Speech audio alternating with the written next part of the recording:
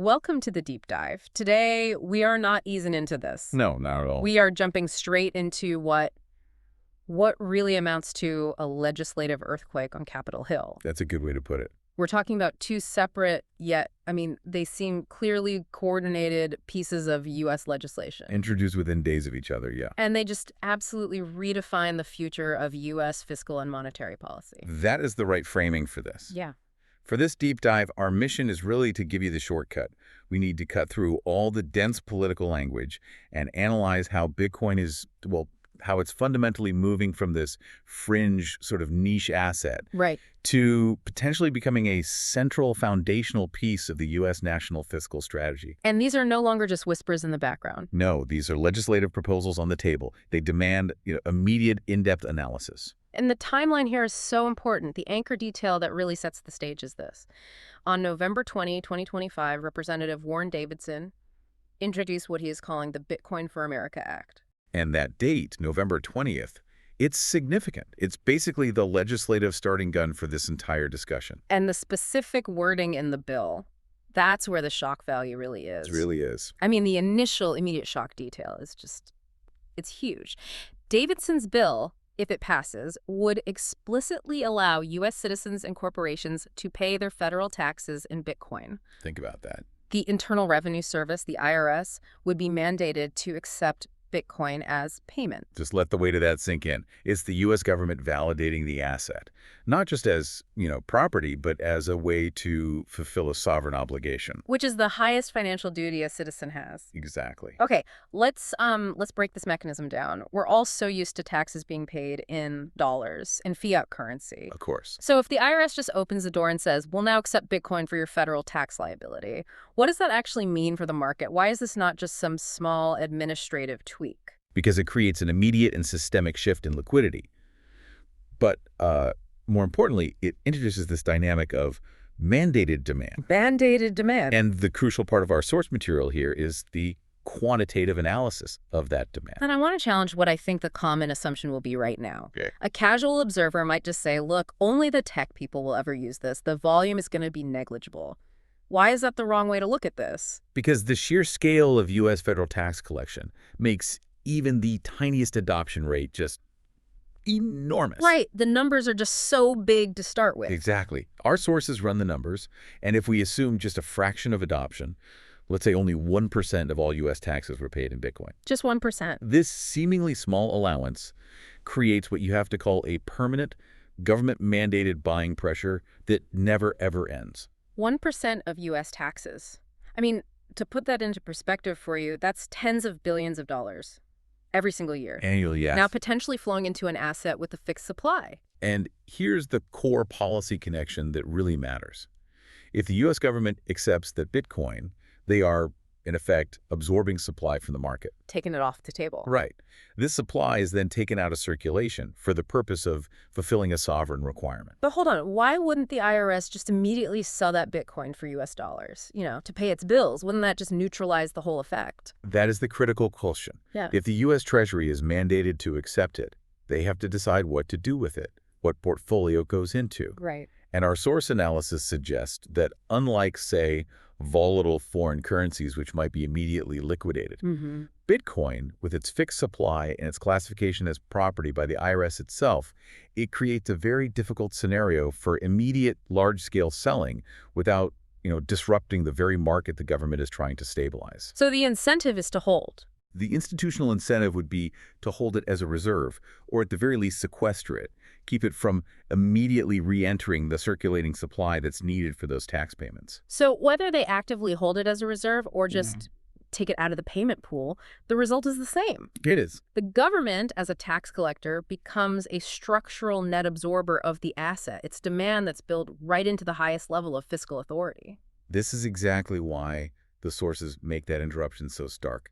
They basically say, if the IRS starts accepting Bitcoin, the price you see on the screen right now is history. It's an immediate signal. It's an immediate signal of an irreversible change in the demand function. Yes. And this brings us right into that economic concept of a supply shock.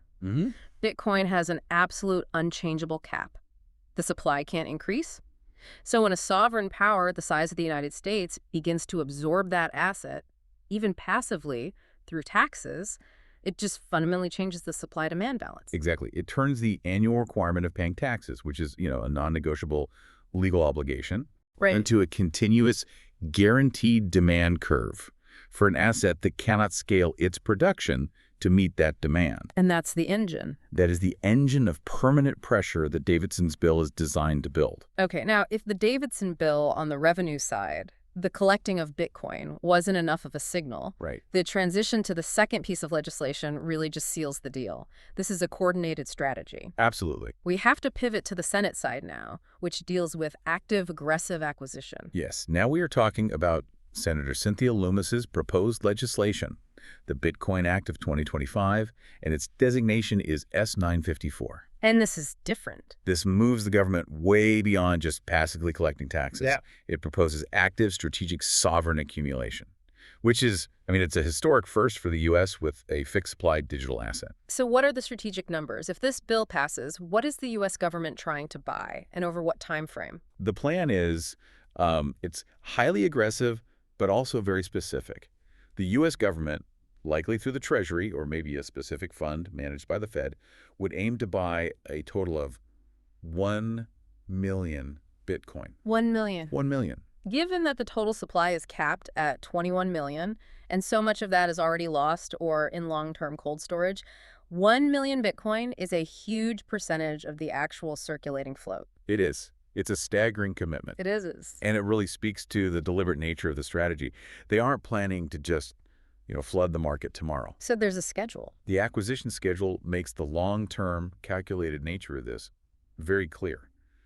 This purchase is planned to happen over 5 years. Which breaks down to... That means they'd be targeting approximately 200,000 Bitcoin per year. Okay, so that avoids a catastrophic market disruption right away. Right. But it locks in the government as a massive, steady buyer for half a decade. This isn't trading. Yeah. This is securing a strategic national reserve. And this immediately raises the question that I know you're asking right now. What's the cost? What does it cost to secure 1 million Bitcoin over 5 years? Yeah. Even if you assume they get good prices, this is not spare change. What's the sourced estimate for this maneuver? The current estimate from the analysis is roughly $80 billion to $100 billion to hit that 1 million BTC target.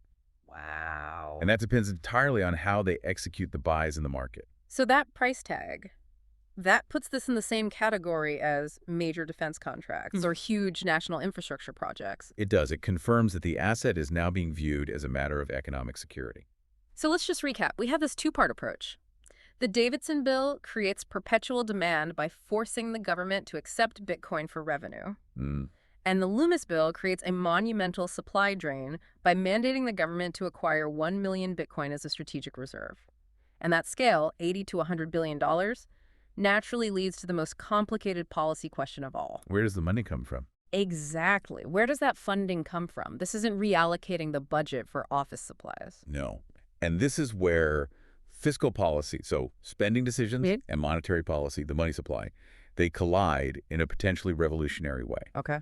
Our source material implies that, given the scale and the urgency, the Federal Reserve might have to print the money to facilitate this massive sovereign purchase. Wait, that's an extraordinary claim. We need to Yeah. ground this for everyone listening. If the Fed monetizes this, what's the technical mechanism they're implying, and how does this radically alter our understanding of U.S. sovereign debt? Right. So typically when the government needs, say, $100 billion for something, the Treasury issues debt. It sells Treasury bonds. But in this scenario, if the asset being bought is Bitcoin, which isn't an income-generating asset, it's a strategic reserve, the source suggests the fastest path for the Treasury to fund it without, immediately taxing the population Would be through debt issuance that the Federal Reserve would then eventually purchase or accommodate. So the U.S. government effectively issues debt, which could be bought by the Fed, and then uses that newly created money to buy a decentralized asset with a fixed cap. Yes, that's the process. It would mean Bitcoin is effectively put onto the U.S. balance sheet through debt monetization, serving as a new kind of reserve or asset backing the dollar system. That's a fundamental shift. It's a huge shift away from treating Bitcoin as just a speculative commodity. It defines it as a strategic national asset. That's worth expanding the money supply to get. Precisely. And that raises a really important question about the long-term integrity of the U.S. dollar system itself, which has historically relied on gold or just its fiat status, not fixed digital commodities. So when we look at these two bills together, the Davidson tax plan and the Lummis acquisition plan, we just can't see them as isolated events. No, you have to frame them as a single, coordinated, and extremely aggressive national strategy. So the question becomes, why now? Why this sudden coordinated rush to absorb a decentralized asset? And this is where the analysis provides the ultimate source verdict. And it's entirely geopolitical. Geopolitics. The consensus is that the U.S. government is effectively trying to corner the market, or at least secure a dominant critical mass of it before its global rivals can. And the rivals specifically named in the source analysis, these are the countries competing for global financial leadership. Exactly. We're talking about major powers like China or Russia. If one of these geopolitical rivals were to build up a dominant sovereign reserve of Bitcoin, It would give them leverage. it would grant them substantial future power in a world where global trade might eventually settle on a non-fiat, non-US dollar rail. This isn't about tax efficiency anymore. No. It's about national security and defending the reserve currency status of the dollar. So this is a preemptive economic Cold War move. It is. The U.S. is using its legislative and financial power to secure a commodity that its rivals also know is critical for future financial dominance. It's an explicit admission.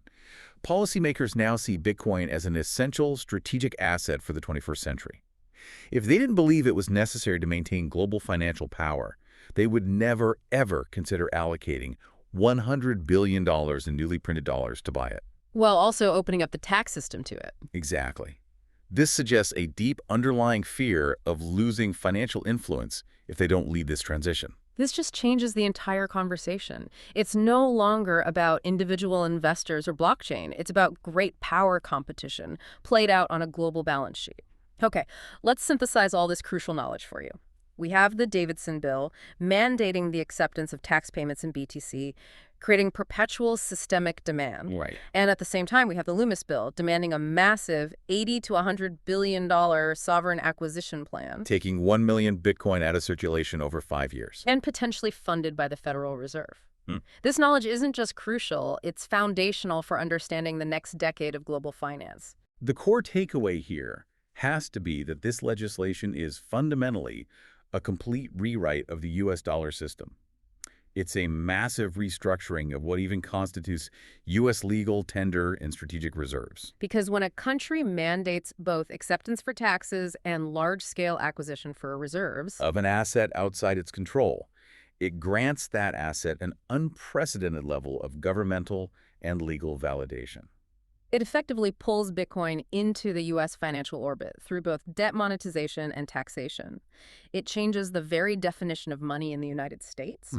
It signals that the U.S. is not just watching the digital asset revolution, it's trying to co-opt and integrate it at the highest possible level to maintain its global standing. And that transition, that's the key piece of information we wanted you to take away today. Yeah. The effort is coordinated, it's aggressive, and it is aimed squarely at securing long-term geopolitical dominance. So here is the final provocative thought we want to leave you with, something that comes directly from this source material. Consider what it means for the volatility and the price of Bitcoin when the government's dual roles as both a collector of mandatory taxes and a mandated multi-year buyer collide in a fixed supply asset market. That's a powerful thought. What happens when that supply shock mechanism is essentially built right into the structure of the nation's required revenue?